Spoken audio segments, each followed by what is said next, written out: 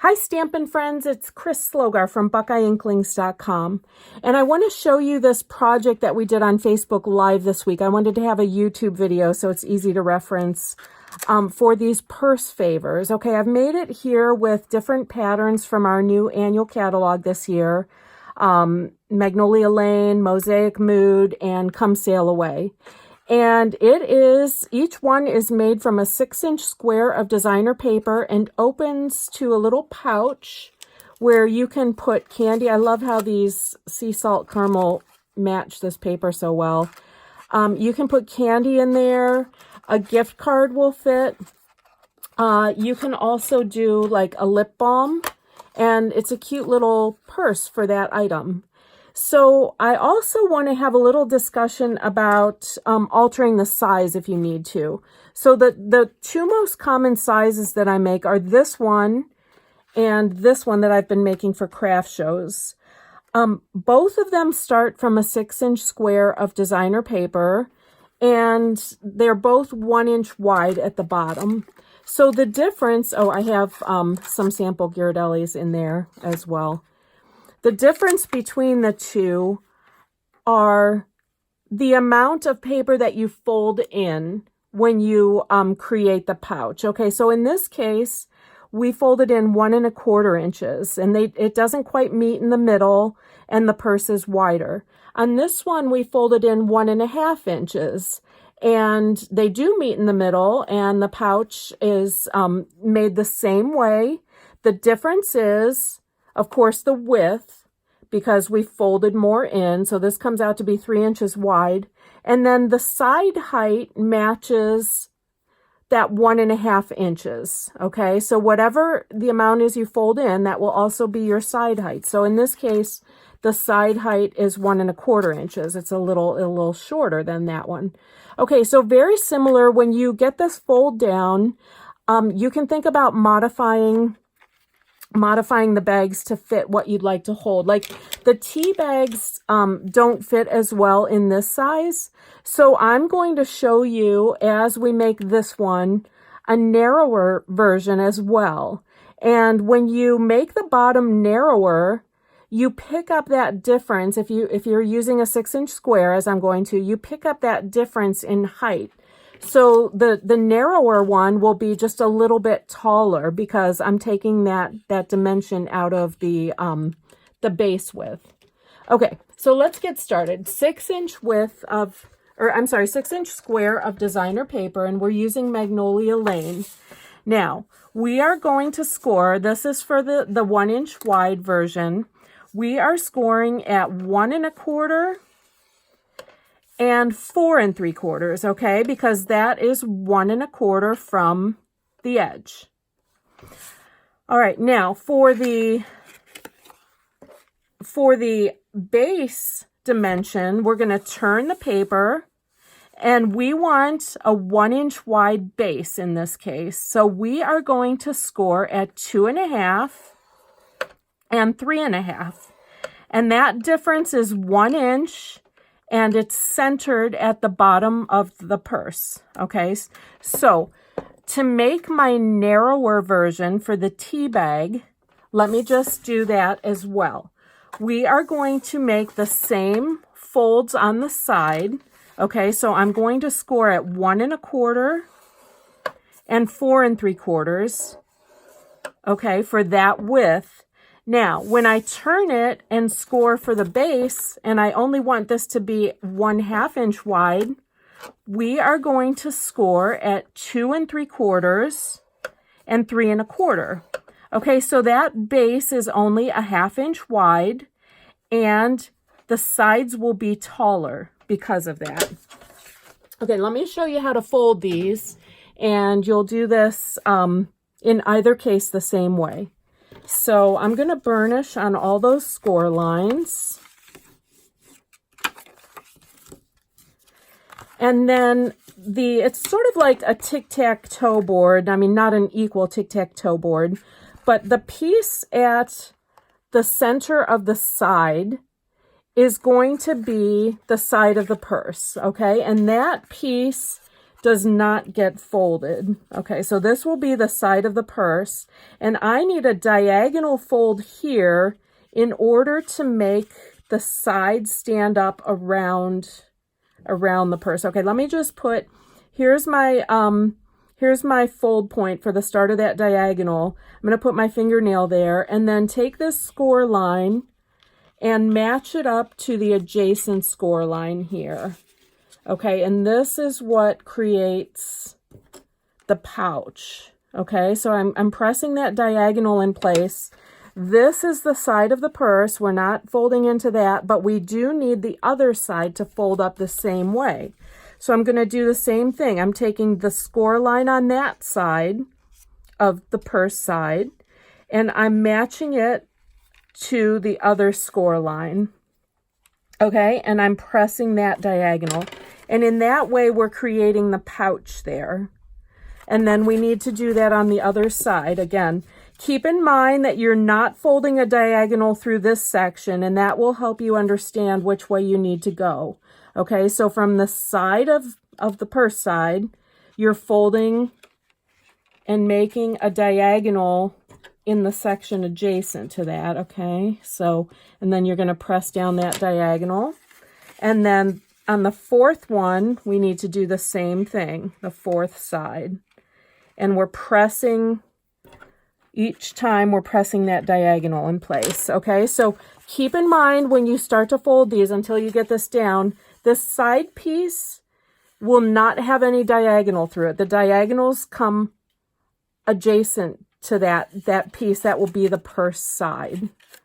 And I hope that helps. Once you get used to it, it's not that bad. Then what I'm going to do, need to add adhesive so that this will open up and the sides of the purse will stay flat. So I'm adding adhesive to each of the four corners, the panels at each of the four corners, making sure not to cross over that diagonal line. Okay, so I am adding glue up to the limit of that diagonal on each of these four corners. And you're going to see how that works. Okay, I'm going to push this all down now. The glue is on all four corners. Let me set this aside under a weight. And I'm just going to take that other one that we made and show you. It's the same thing. While that dries, we are burnishing on all these score lines. This is the narrower one. Okay, we've got a 1/2 inch width centered at the bottom of the bag here, and we're doing the same thing. We are folding an edge of the side to meet an adjacent edge in four corners. Okay. And in that way, we're making a narrower pouch. And because we started with the same 6-inch square, our bag will be a little taller than the previous one. Okay, I'm going to show you that in the end here.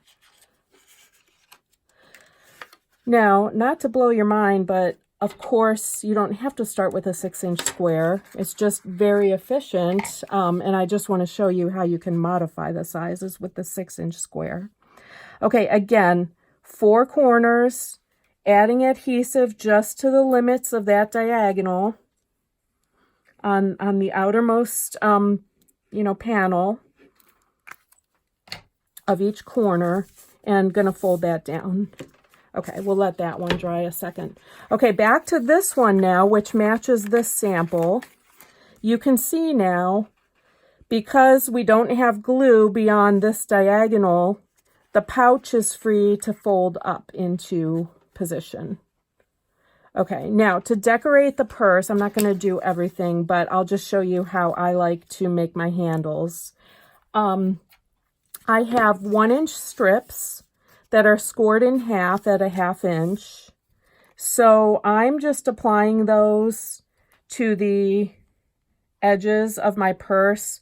I don't have them cut to length yet. I'm going to cut that at the end to get that to really match perfectly. Okay, so I'm going to glue that trim piece there on both sides. And then my ragged end I'll cut off. This is the ragged end, so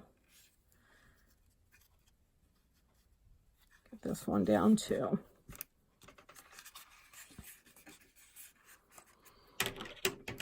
Okay, so I'm just trimming off the ends of, let's do it this way, the ends of those 1-inch strips. Okay, now you can see back on this example, this is an old example from like 2013 that I made. In this case, used a brad to secure some ribbon in place for the handles. But I'm making a lot of these, and I wanted the paper to match exactly. So I got 3/8 inch strips. These are 3/8 inch by 8 inch strips of the same matching petal pink that I'm going to use for my handles here. Okay, so I'm using my bone folder to break down the fibers a little bit and make them to a nice curve. And then I am going to apply some glue. This will take a while to set up, but I like the glue is really secure in the end, and I don't have to mess with glue dots that might twist a little bit, or trying to get my fast fuse right the first time. I'm just putting this in place where I want it. You can have the bottom match your trim piece, or I like it to stick down a little bit. I don't really know why. And then I'm just going to clip that in place, and I'm going to do that on both sides for my handle on each side of the bag. Okay, so a little glue on this one as well.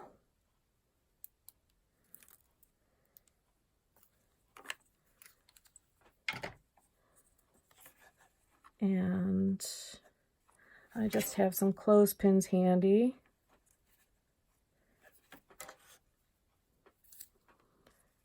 And that dries really solid in the end. Okay, so I've been happy with that. You can use whatever you like for 3D projects. All right, now for the closure for the purse, we have so many great shapes. And I don't even have one here. Hold on. I'm using the Pretty Label Punch. And I am going to score that in half. I find it so much easier than trying to fold it and get it folded exactly in half. And I'm just going to also attach that with glue. Okay, if you don't have the Pretty Label Punch, some of these examples, I have other great punches. The Story Label Punch is a good one. The Tailored Tag Punch is a good one. Oh, and this is a current trim. This is really cute. Forget what they're called, but they're in the new annual catalog. The Come Sail Away bundle has a great shape in the framelits that you can use for the closure. You can use circles, ovals, you know, basically whatever shape you have. But I'm just going to attach that to the back of the purse here. Kind of center that. I think the classic label and the everyday label would also be good. So use what you have here. And then I'm taking a Velcro dot. These are these 3/8 inch clear fasteners. And I'm taking the hook side and I'm already attaching it to a soft fuzzy loop side. And then I like to put the hook side on the clasp. And then what I'll do is fold this together. Let me take these clips are probably Good now. Fold this together if you need to, and this is why on the side it looks like there's a little score line there. I kind of push the sides together a little bit and fold them in if need be to make that work out nicely. Okay, and I'm just pressing that fuzzy loop side in place, okay? So that will match up with my clasp when I close this. Okay, and that's as far as I'm going to go. That's all the construction. And then you can see I've added some vanilla lace. I've added a little stitched heart here. I've added a bird ballad trinket. You could decorate these however you like. But let's go back now to, remember this one that we were making to be a little narrower and taller. It's dry now, and when it folds, the side is the same height, right? Because we folded in 1 1/4 inches, just like on this bag, but it's a 1/2 inch wide and slightly taller. It's a 1/4 inch taller on each side because we took that width out of the base. Okay, so keep that in mind. Of course, you can make it even taller if you want. If you start with a piece of paper that's longer than 6 inches, you don't have to use a 6-inch square. Just trying to keep it consistent here to give you the idea. But then you see my tea bag fits really nicely in this version. And, you know, you could even throw in a gift card and a tea bag or what have you. So size these how you like them. And again, use any of your favorite papers and trims. This is a great project for any theme. Okay, thanks so much. Please visit me at buckeyeinklings.com for more ideas.